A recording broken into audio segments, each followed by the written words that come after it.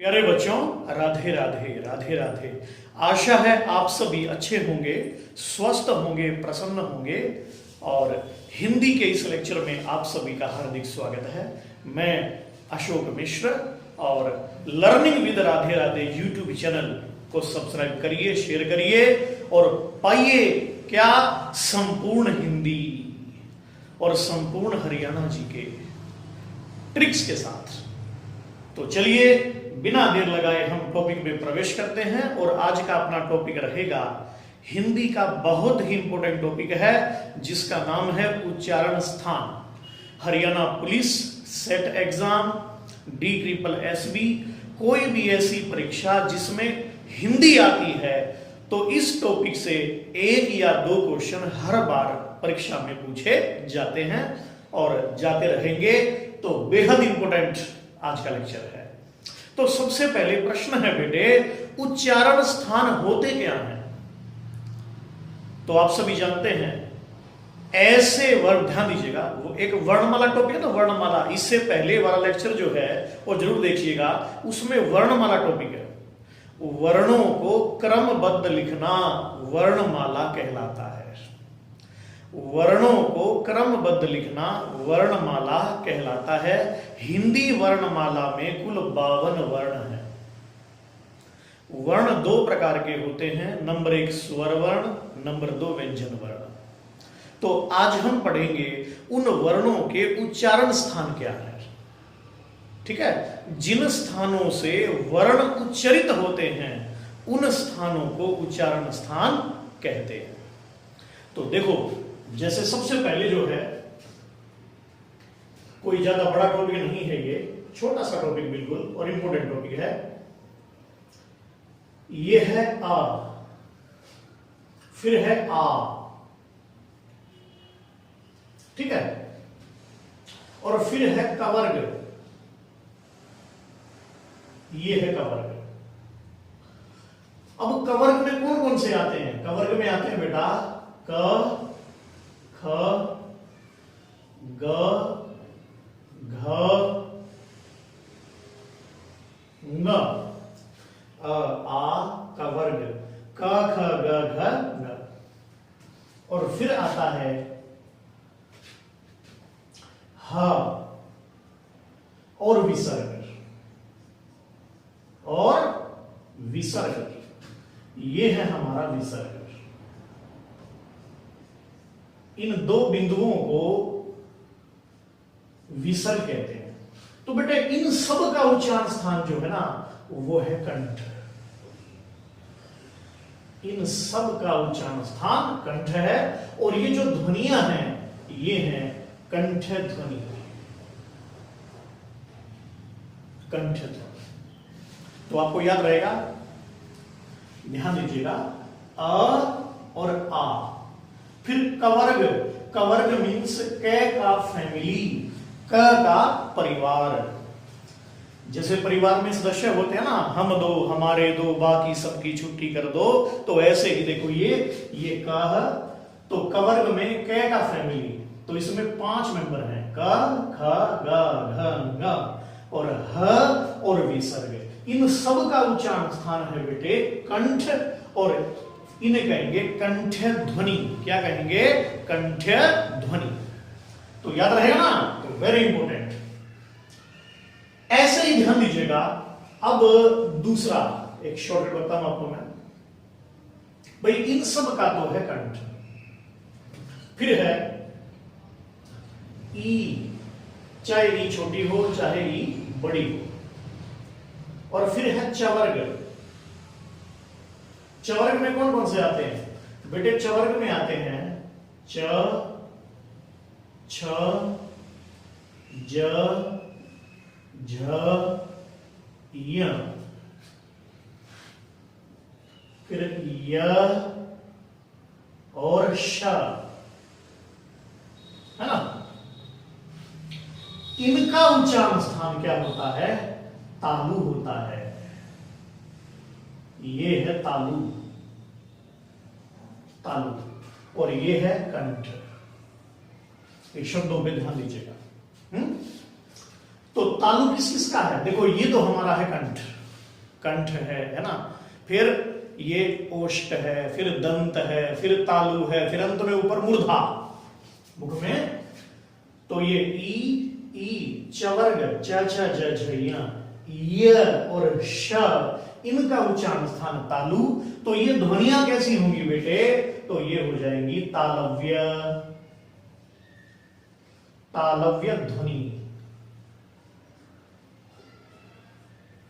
तालव्य ध्वनि होगी।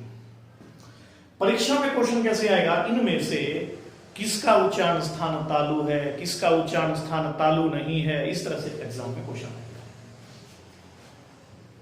फिर देखिए इसके बाद ये है री, फिर है टवर्ग, री और ये टवर्ग। टवर्ग में कौन कौन से आते हैं, ट, ठ, ड, ढ और अण, री टवर्ग। और फिर है बेटे र और ये वाला अक्षर पेट पटाक्षर है ना। तो इनका उच्चारण स्थान जो है वो है मूर्धा, ये मूर्धा है। तो इन ध्वनियों को कहेंगे मूर्धन्य, ठीक है, मूर्धन्य ध्वनि, ये हो जाएगी मूर्धन्य ध्वनि। ये पाणिनि का जो अष्टाध्यायी है ना बेटे, ये उससे लिए गए हैं, father of grammar, father of Hindi grammar, father of Sanskrit grammar, ये कहलाते हैं महर्षि पाणिनि, जिन्होंने लिखा है अष्टाध्यायी, अष्टाध्यायी। तो पाणिनि के सूत्र हैं अकुह विसर्जनीयानाम कंठः, ईचु यशानाम तालु, रीटु रसानाम मूर्धः।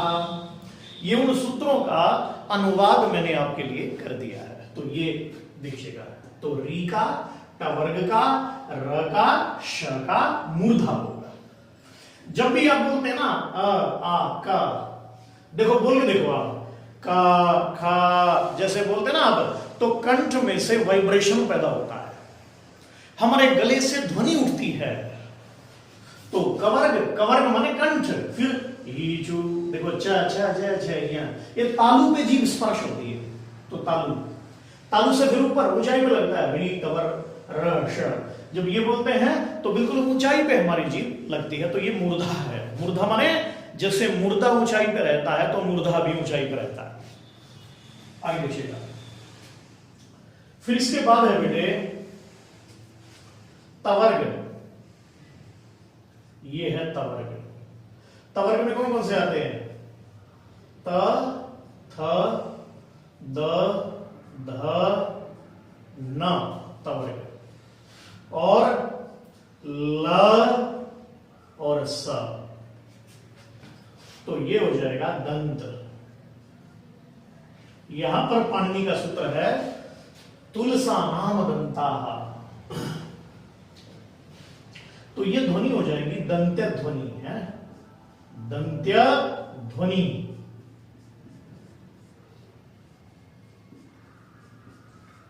याद रहेगा ना बेटे। तो तवर्ग में त थ द ध न ल स, देखो त थ थ जैसे बोलते ना, तो जीभ दांतों के बीच में फंस जाती है, त थ ध थ न ल स दंत। तो इनका है दंत, तवर्ग का दंत, टवर्ग का मूर्धा, चवर्ग का तालु और कवर्ग का कंठ। तो ये याद रखिएगा इसमें है। तो ये वेरी इंपॉर्टेंट बिंदु है। आगे देखिए इसके बाद फिर हमारा आता है ये पवर्ग है, पवर्ग। तो बेटे पवर्ग में कौन कौन से हैं, देखो प, फ, ब, भ, म, है ना। और चाहे छोटा हो चाहे बड़ा हो, तो ये हो जाएंगे ओष्ठ। तो ये है ओष्ठ। आप इसको बोल के देखो, देखो आप जैसे बोलेंगे ना आप, देखिए बोल के आप, जैसे आप बोलते हैं प, फ, ब, भ, म, तो ये ओष्ठ इससे मिलता है, जब तक दोनों मिलेंगे नहीं आप प नहीं बोल सकते। मीन्स पवर्ग का उच्चारण स्थान ओष्ठ होता है, और जैसे ही आप बोलते हैं ना ऊ, तो होठ आपके गोल हो जाते हैं, मीन्स ओष्ठ की सहायता लेनी पड़ेगी आपको। तो पवर्ग प फ ब भ म ऊ ओष्ठ हो जाएगा। इसके बाद देखिएगा प्रत्येक वर्ग का पंचम,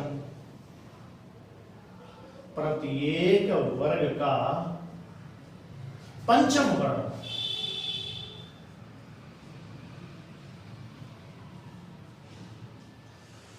प्रत्येक वर्ग का पंचम वर्ण कौन सा है? अब देखो ये कवर्ग है ना, कवर्ग, तो कवर्ग का पंचम क्या है? ये न, ये रहा। चवर्ग का पंचम क्या है? च छ ज झ य, तो ये य। फिर टवर्ग का पंचम क्या है? अणा। फिर तवर्ग का पंचम क्या है? ना।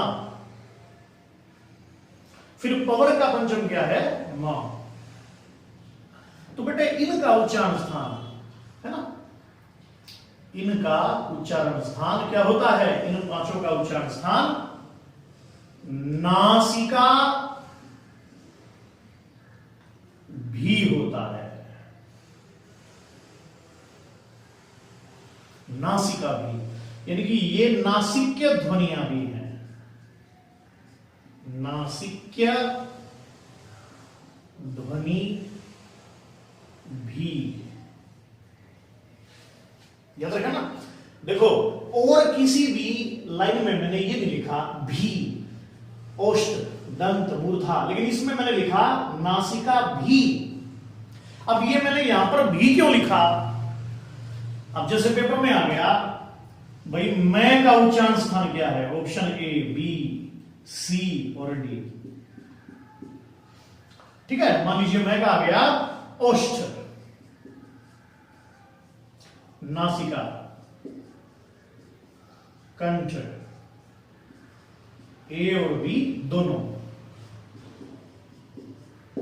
शब्दों में ध्यान दो बेटे, जैसे एग्जाम में आया कि मां का उच्चारण स्थान इनमें से कौन सा है, तो देखो जो मां है ना, मां पवर्ग में भी आता है, तो पवर्ग का ओष्ठ भी है, और दूसरा भाई मां का नासिका भी होता है, तो नासिका भी है, तो डी आंसर होगा, ए और बी दोनों।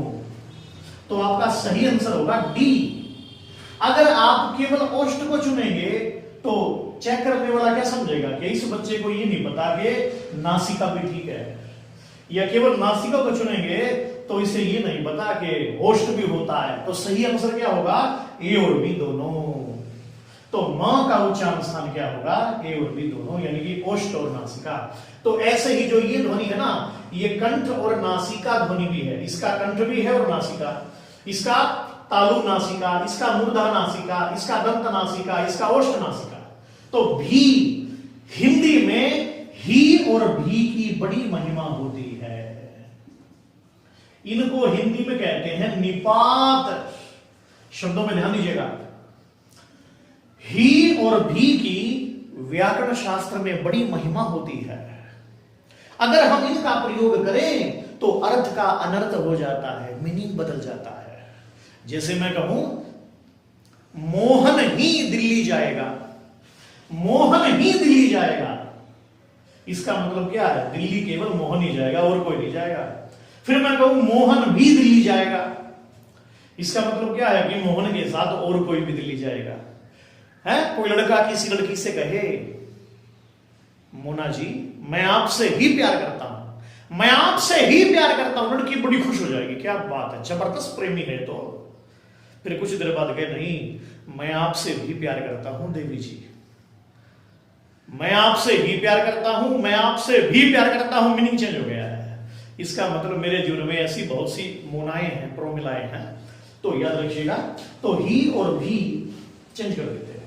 किसी भी बात को प्रभावशालिनी बनाने के लिए निपात का प्रयोग किया जाता है। पहचान लेंगे, मैं ही अच्छा पढ़ाता हूं, गलत, मैं भी अच्छा पढ़ा सकता हूं, ये ठीक है। मैं ही अच्छा पढ़ाता हूं, अभिमान, मैं भी अच्छा पढ़ा सकता हूं, स्वाभिमान।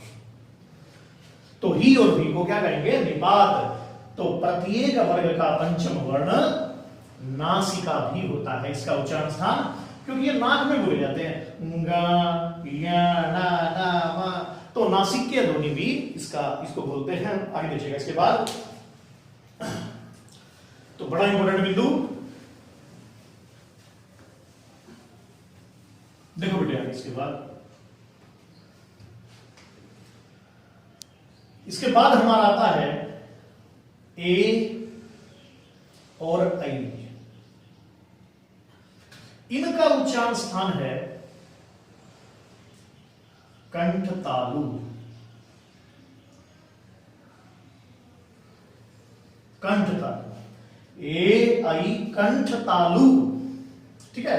ए आई, तो कंठ और तालु दोनों का स्पर्श होता है, गले में भी वाइब्रेशन पैदा होता है। फिर ऐसे देखिएगा, ओ और औ, इन दोनों का उच्चारण स्थान है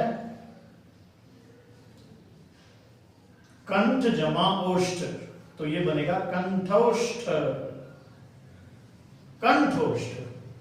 ओ और औ का उच्चारण स्थान हो जाएगा कंठ और ओष्ठ, यानी कि कंठोष्ठ। इस पे डबल मात्रा आई ना, देखो ऊपर औ की मात्रा। जिस भी शब्द के ऊपर आपको दो मात्रा दिखाई दे तो निशान लगेगा वृद्धि संधि हो जाएगी।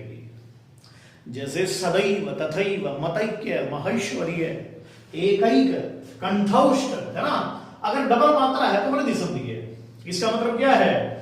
इसका मतलब है कंठ प्लस ओष्ठ,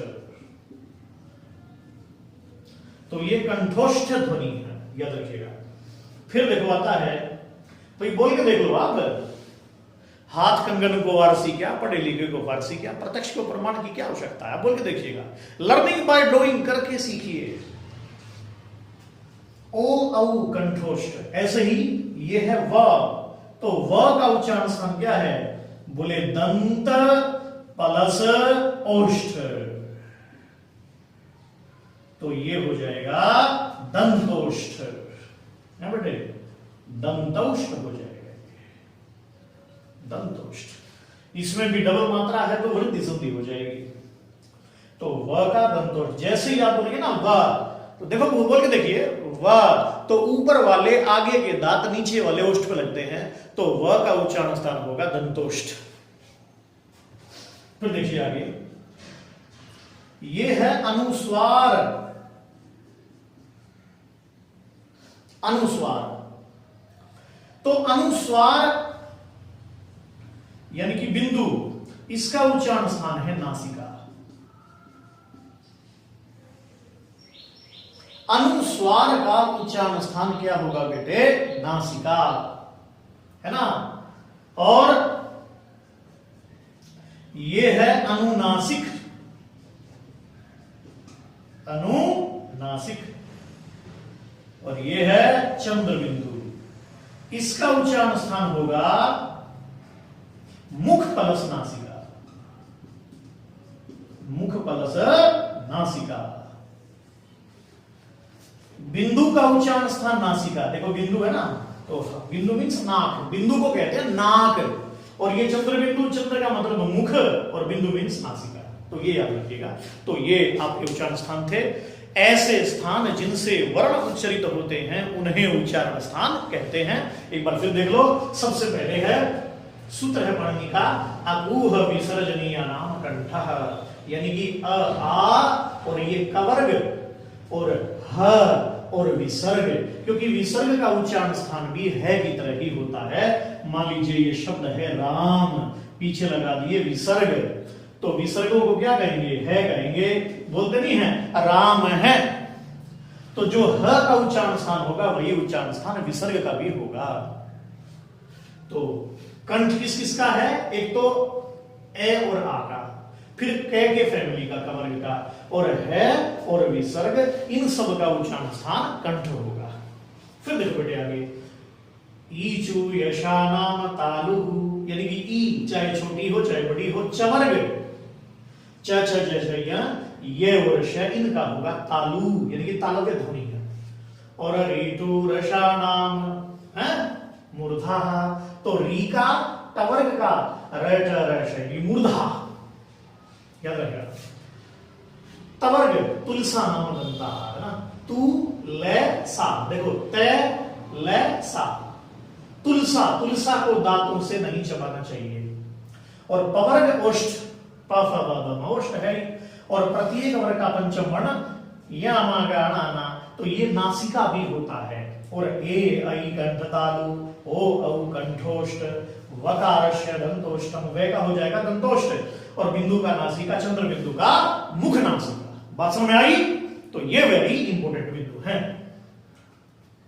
ऐसे ध्यान दो बेटे, ये परीक्षा की दृष्टि से बेहद इंपॉर्टेंट है।